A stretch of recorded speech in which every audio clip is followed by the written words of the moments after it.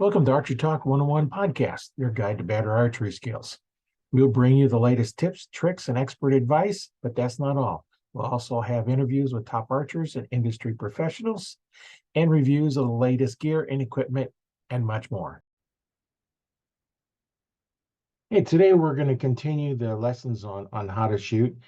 For those that are just starting out or those that have been shooting for a while, we want to give you all the advantage you can to get as good as you can. And remember, if you have any questions, just get a hold of me. I've been teaching archery for quite a while. I started teaching in 1995, and I've taught lots of people how to shoot. And I'm just here to help you out. So my name is Roy Canterbury. I'm your host today on Archery Talk 101, and this is lesson 3. We're going to cover where to anchor on your face, as well as how to set your peep height, and then also how to draw your bow. That's the 3 things we'll cover today, and we'll cover other things later on in the series. But for right now, we're going to start off with a video that I've created that is going to give us a little information on how to anchor. So let me go ahead and we'll get that shared. And now you should see my screen here. We're going to go ahead and let this play. Now I'm going to show the place that you're going to anchor. Now it's going to be this knuckle right here. It's going to go right back here because it's a little bit different depending on what you're doing. Now those that are listening, the video you can see, but I'm taking the knuckle on the hand, on the index finger. That's where it's going to go. There's a little pocket back behind your jaw and below your ear. And that is where you're going to put, there's actually a little pressure point back there, but you're going to put that back, that knuckle in that spot. That's how I do it on this one anyway. How this hand position goes does not matter, as if you have your 3 points of contact the same, it doesn't matter on your face where it's at. So we're going to hook up here, go through my process of gripping here, and draw back. Get my kisser button, my nose, and my peep lined up where it needs to be. Now you notice where this hand is at. It's right there. So now when I get ready to shoot, I can put this over here. Okay? Okay, now where are you going to anchor on your face? We're going to start off this time with the handheld release. It's going to be a little bit different. But because I have a kisser button and my tip of my nose and the peep, all those line up. This doesn't matter where you anchor on your face. If you want to have a little different anchor, you'll have to change some of this stuff. So I'm going to go through my shot process, draw back. Now, put the kisser button, if you're using the kisser button, tip of my nose is on the string, and I'm seeing through the peep. Now, because my natural position here, that target's a little bit high, I have to bend back a little bit. And now, you notice where this is at? I'm using my ring finger to anchor right at the back of my jaw, right below my ear. That is where you're going to anchor this one. All right, now I'm going to show the play. Started playing again.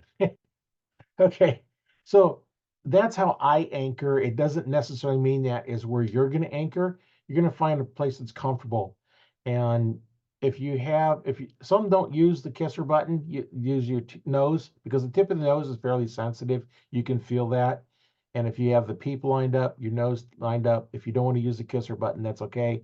I use it because it gives me that little reference right in the corner of my lip is where I put that. And you can switch between the two. I switch between these 2 releases without any trouble at all, because everything else is lined up. It doesn't matter where you really put that release. So one of the other things that we want to go over is, we talked about the peep, and we want to make sure we know where the peep is going to be at.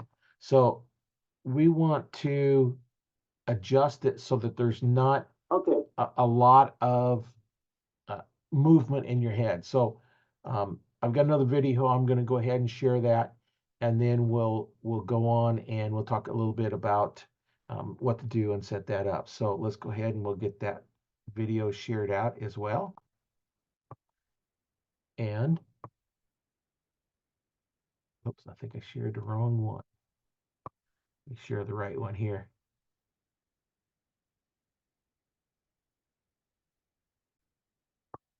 Okay, we should be showing that one. So let's go ahead and now we're going to talk about how to align your peep. Where does the peep need to go? That can be a thing of problem. If it's too low, you're crunched down. If it's too high, you're trying to lean up to it. So what you want to do is you want to draw back. Okay, get your anchor point down here. Now where's the peep? You can actually see through it. Close your eyes and open them up. Be comfortable with this head, you know, where your head is positioned. You don't want to be back, you don't want to be forward, you don't want to be crunched down. You want to be nice and relaxed. Now from here, you're going to see through that peep. You should be able to see your whole front sight. And right now, this peep outlines my whole ring on my front sight.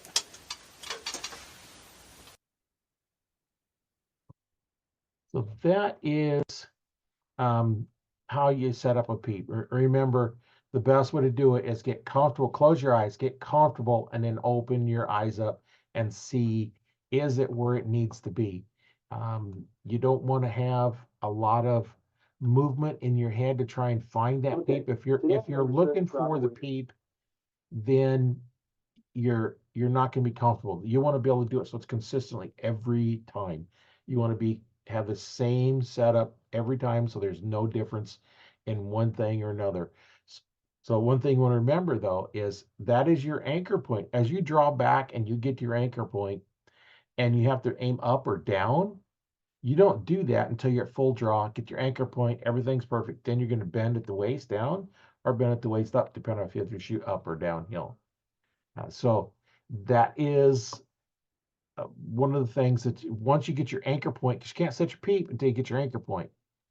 And because if you anchor in a different spot, it's going to change where the peep goes.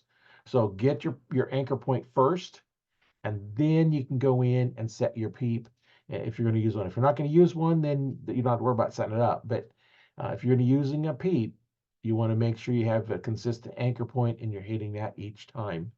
Now we're going to go through and I'm going to show you what I use as a draw process. And that is what I use. Doesn't mean that's what you have to use. You need to adapt it to what you want to do. Do the same thing every time. If you do the same thing every time, then you will have a more consistent draw. So this is how I draw the bow. Now remember the hand grip. We're going to go in here and go down on here. Now this bow happens to have a drop away, so it's going to pull up when I shoot. That's what this little string down here is for. But I'm going to put a little pressure on there, and I'm going to hook the release. Now I'm going to show you with a caliper style release. This is my one I use here. So put your hand in here. I like to drop it down with a little pressure on the string, so you can see I pull them back. A little pressure on the string. Now I'm going to step up. Now when I get ready to draw, if I draw from here, I'm going to end up leaning back. So you want to lean a little bit forward. Point your target towards, make sure I don't hit my ceiling over here. I'm going to put towards the target. You're going to do a little push with this hand as you're pulling with this one. So you're going to pull back. Okay. And now you're going to get your kisser button if you have one of those. Your peep is going to be lined up. And now then, when you get ready, you're going to put your finger over the trigger. And now that is your shot process. Okay, now this one's going to be on how to draw a handheld release. Some call them a thumb release, but you don't actually fire with the thumb. Remember, I went over that earlier.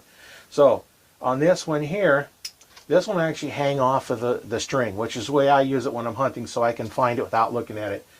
But you're going to put your hand all the way in here, and now there's no place to put your thumb behind it, so you just got to remember to keep that thumb off of this trigger, because if you pull that, it will fire.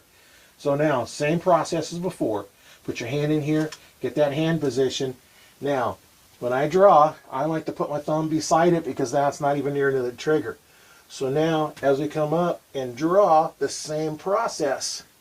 Now then I can turn the release and get it to where it's going to be able to fire. Now when I say turn the release, as your hand is back, your little finger is up. So what I do when I get ready to fire it, I rotate it towards my little finger. So at the top of it, it points towards it. That way when I put my thumb on the release, I don't have a lot of pressure on it. I can get it in there. And then as you're drawing, that hand will naturally rotate over, and that drawing back, with the back tension, squeezing those shoulder blades together as you're pushing and pulling in a straight direction, that will go ahead and fire it. So that's kind of what I wanted to cover in this lesson. I just want to make sure that you've got that process going. We'll cover other things later, but we'll have the next one will be an interview. We've already got that one recorded, so that'll come out right after this one. We'll have another interview. Um, so we'll go through and cover some more stuff in the next one. Remember, you can watch this video in the Arch Talk 101 Facebook group. There's a lot of archers in there with a lot of experience and a lot of new archers. So maybe somebody's going through the same problem you are. Go ahead and get in that group. If you're not a member of that group, join it, and then go in and, if you have questions, ask questions, because there's several of us in here that can answer your question. We've all seen some of these problems. Most of the problems that you're having, we've already gone through them and fixed them, and or still working on them. But that's one of the things that you can do in that group. If you want to watch the videos and not be in the group, you won't be able to ask quite as many questions, but you can go out to our YouTube channel, learn to fix it yourself, and you can watch the podcast there as well. You can also make comments on the podcast, and then I look at the comments, so you can go ahead and make a comment of a problem you're having, and then maybe I can give you some pointers on what you're doing.